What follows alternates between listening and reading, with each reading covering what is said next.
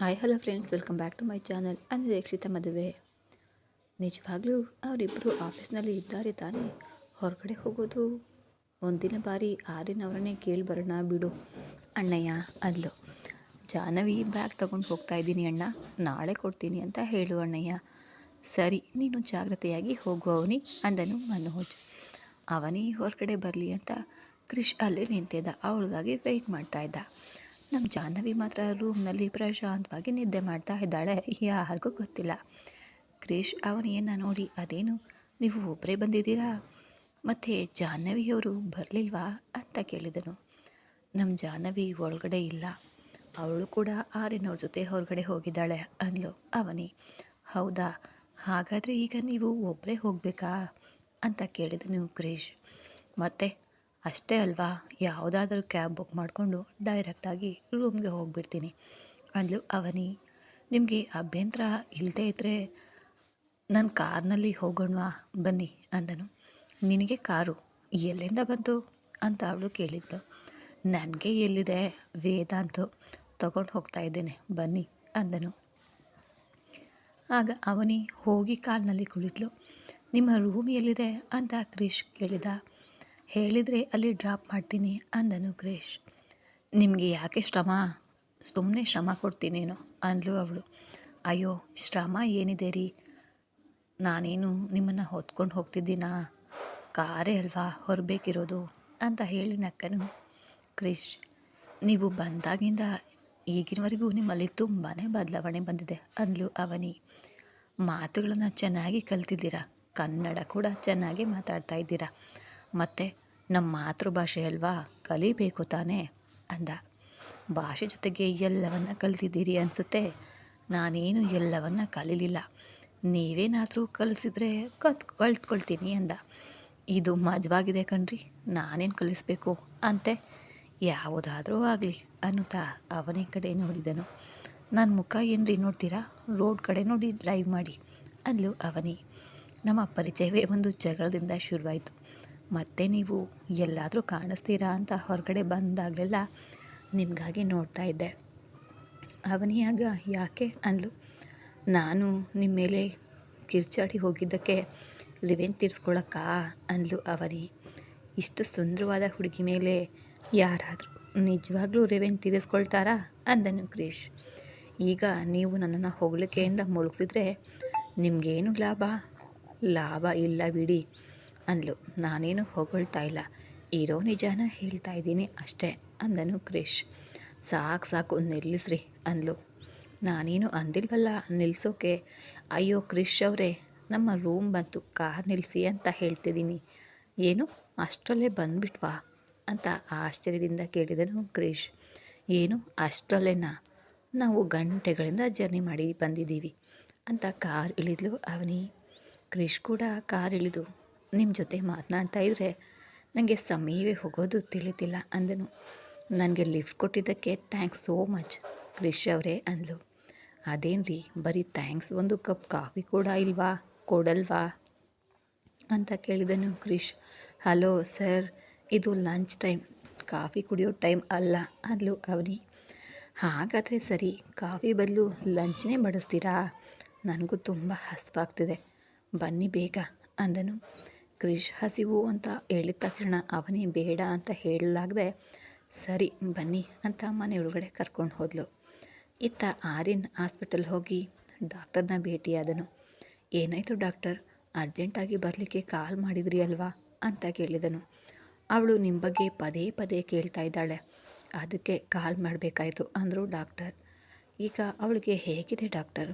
ಪ್ರಾಣಕ್ಕೆ ಗ್ಯಾರಂಟಿ ಅಂತ ನಾವು ಏನು ಹೇಳಲು ಸಾಧ್ಯ ಇಲ್ಲ ಅಲ್ವಾ, ಎಷ್ಟು ದಿನ ಇರ್ತಾಳೋ ಅಷ್ಟು ದಿನ ಅವಳನ್ನು ಸಂತೋಷವಾಗಿ ಇರುವಂತೆ ನೋಡಿಕೊಳ್ಳೋದು ನೀವು ಮಾಡಬೇಕಾದ ಒಂದು ಕೆಲಸ. ಅವಳಿಗೆ ಯಾವುದೇ ನೋವನ್ನು ಉಂಟು ಮಾಡುವ ವಿಷಯಗಳನ್ನು ಹೇಳಬಾರ್ದು, ಹಾಗೆ ಸಂತೋಷವಾಗಿರುವಂತೆ ನೋಡ್ಕೊಳ್ಳಿ ಅಂತ ಹೇಳಿ, ಸರಿ ಹೋಗಿ ಅವಳ ಜೊತೆ ಸ್ವಲ್ಪ ಸಮಯ ಕಳೀರಿ ಅಂದರು ಡಾಕ್ಟರ್. ಸರಿ ಡಾಕ್ಟರ್, ನಾನು ಅವಳ ಜೊತೆ ಮಾತಾಡ್ತೀನಿ ಅಂತ ಆರ್ಯನ್ ಹೋದ. ಆರ್ಯನ್ ಹಾಸ್ಪಿಟಲ್ನಲ್ಲಿ ಸಾಯಂಕಾಲದವರೆಗೂ ಇದ್ದ. ಕಾರಣ ಜಾಹ್ನವಿಯೇ ವಿಷಯವೇ ನೆನಪಿಗೆ ಅವನಿಗೆ ಬರಲಿಲ್ಲ. ಮನೋಜ್ ಜಾಹ್ನವಿ ಮನೆಯಲ್ಲೇ ಇರಬಹುದು ಅಂತ ಅಂದ್ಕೊಂಡು ಆಫೀಸ್ ಕೆಲಸವನ್ನು ಮುಗಿಸಿ ತಕ್ಷಣ ವೇದಾಂತ್ಗೆ ಹೇಳಿ ಮನೆಗೆ ಹೊರಟನು ಮನೋಜ್.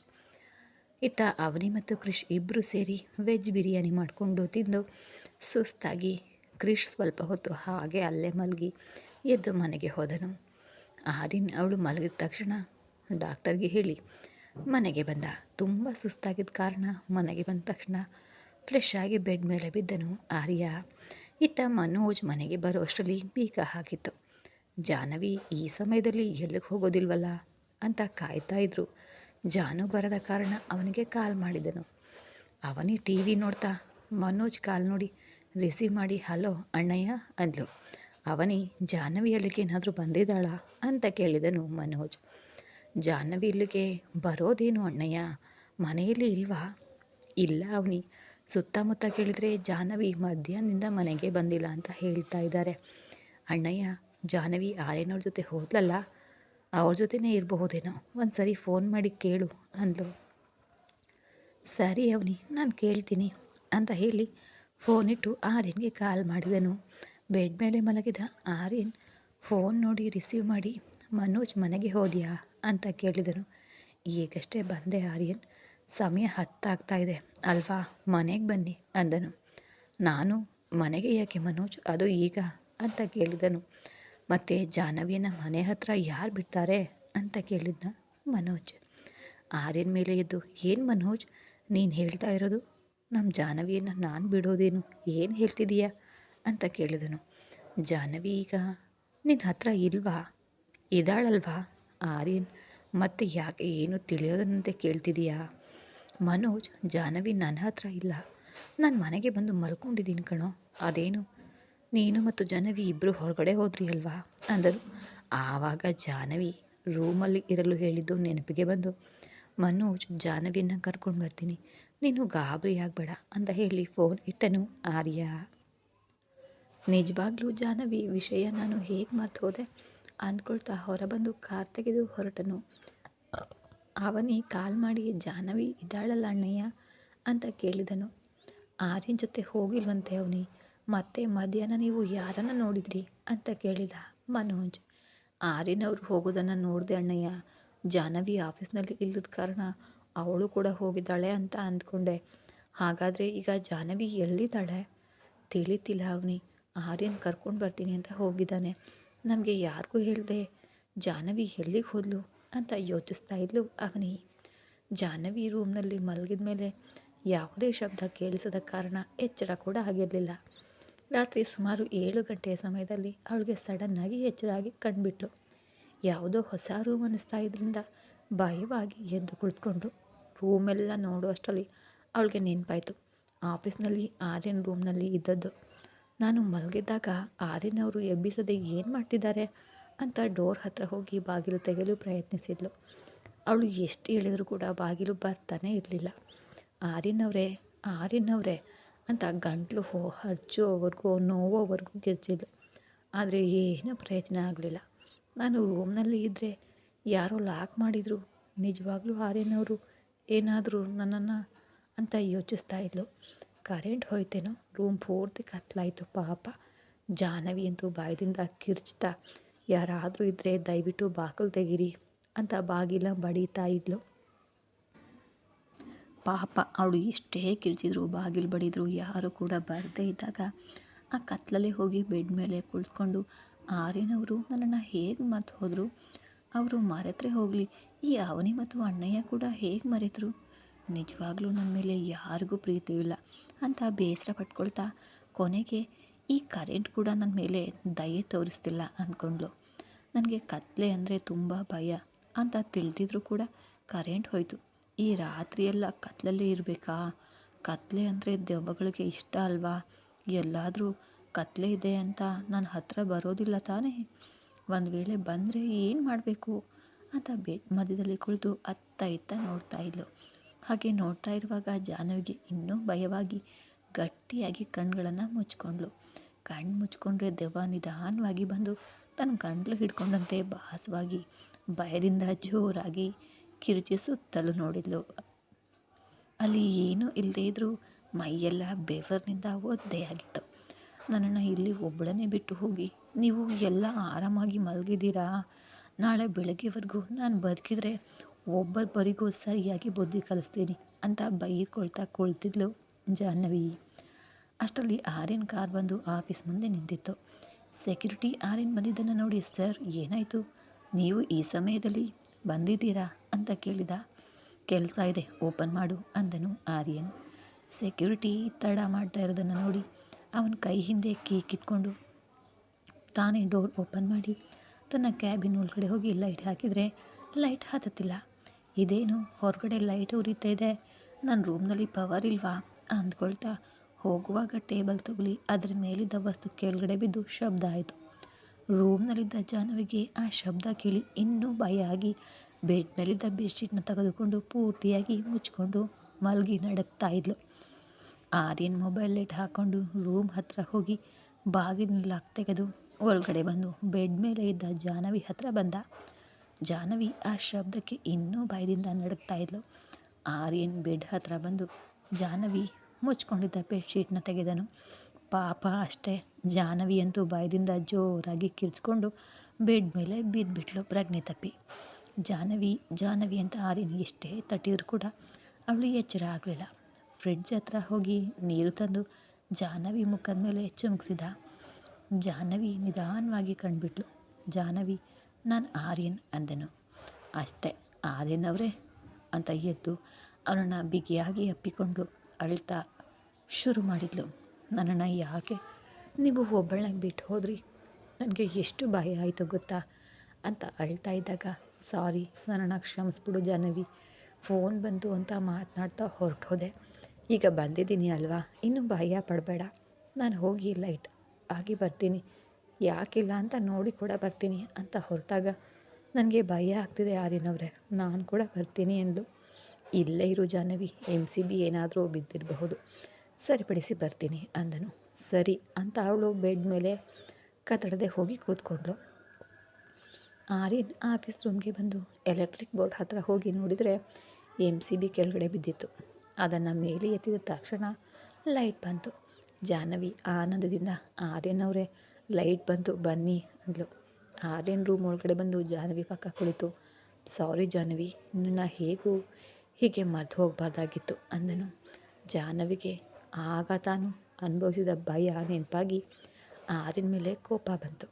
ತಪ್ಪು ಮಾಡಿ ಆಮೇಲೆ ಸಾರಿ ಕೇಳೋದು ಚೆನ್ನಾಗಿ ಅಭ್ಯಾಸ ಆಗಿದೆ ನಿಮಗೆ ಅಂತ ಹೇಳಿ ಬೆಡ್ ಮೇಲಿಂದ ಕೋಪದಿಂದ ಎದ್ಲು. ಜಾಹ್ನವಿ, ಎಲ್ಲಿಗೆ ಹೋಗ್ತಿದೀಯಾ, ಕುಳಿತುಕೋ ಅಂದನು ಆರ್ಯನ್. ನಾನು ಹೋಗಬೇಕು ಆರ್ಯನ್ ಅವರೇ, ನನ್ನನ್ನು ಬಿಡಿ ಈಗಲಾದರೂ ಸದ್ಯಕ್ಕೆ ನಿಮಗೆ ನಾನು ನೆನಪೇ ಬಂದಿದ್ನಲ್ಲ, ಅದಕ್ಕೆ ದೊಡ್ಡ ಥ್ಯಾಂಕ್ಸ್ ಅಂದ್ಲು.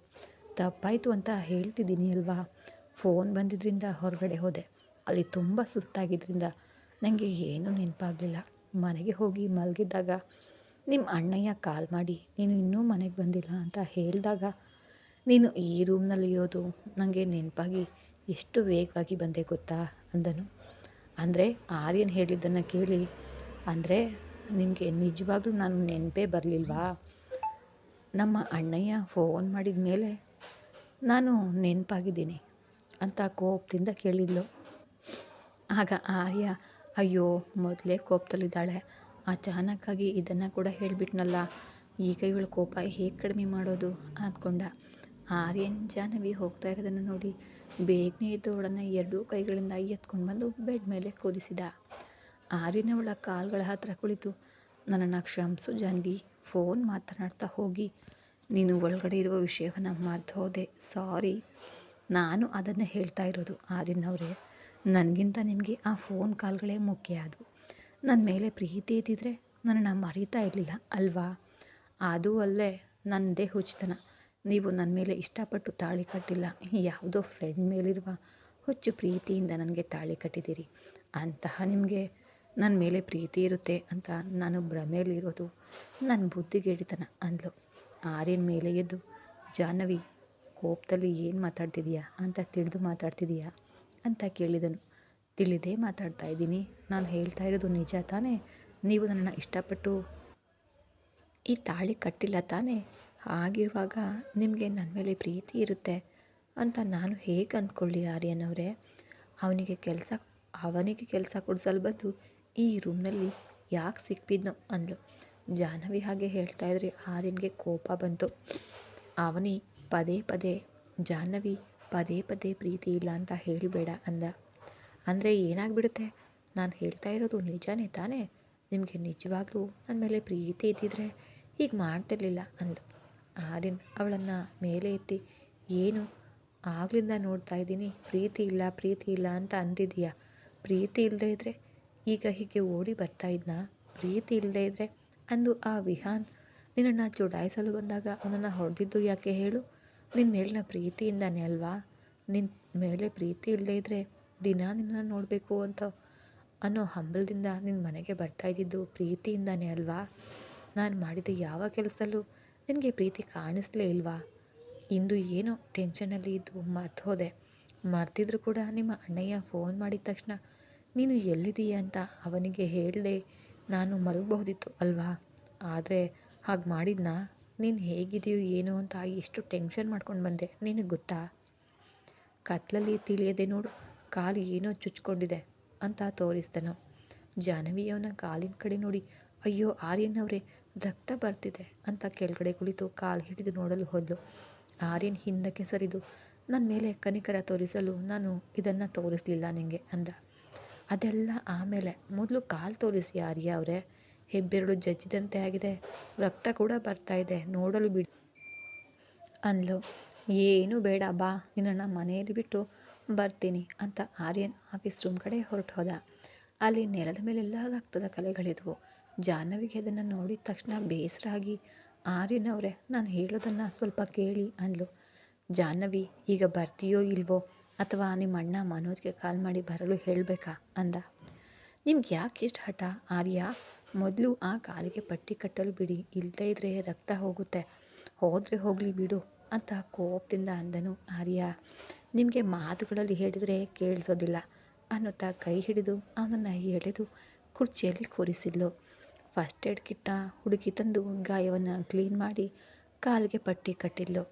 ಆದರೆ ಆರ್ಯ ಮಾತ್ರ ಕೋಪದಿಂದ ಏನು ಮಾತಾಡದೆ ಹಾಗೆ ಕುಳಿತಿದ್ದನು. ಈ ಕಥೆ ಮುಂದುವರಿಯೋದು. ಆದರೆ ಆರ್ಯ ಹಾಸ್ಪಿಟಲಲ್ಲಿ ನೋಡೋಕ್ಕೋದು ಹುಡುಗಿ ಯಾರು? ನಿಮ್ಮ ಅನಿಸಿಕೆ ಅಭಿಪ್ರಾಯಗಳನ್ನ ಕಮೆಂಟ್ ಮೂಲಕ ತಿಳಿಸಿ. ಮತ್ತೆ ಸಿಗೋಣ ಮುಂದಿನ ಎಪಿಸೋಡಲ್ಲಿ. ಧನ್ಯವಾದಗಳು.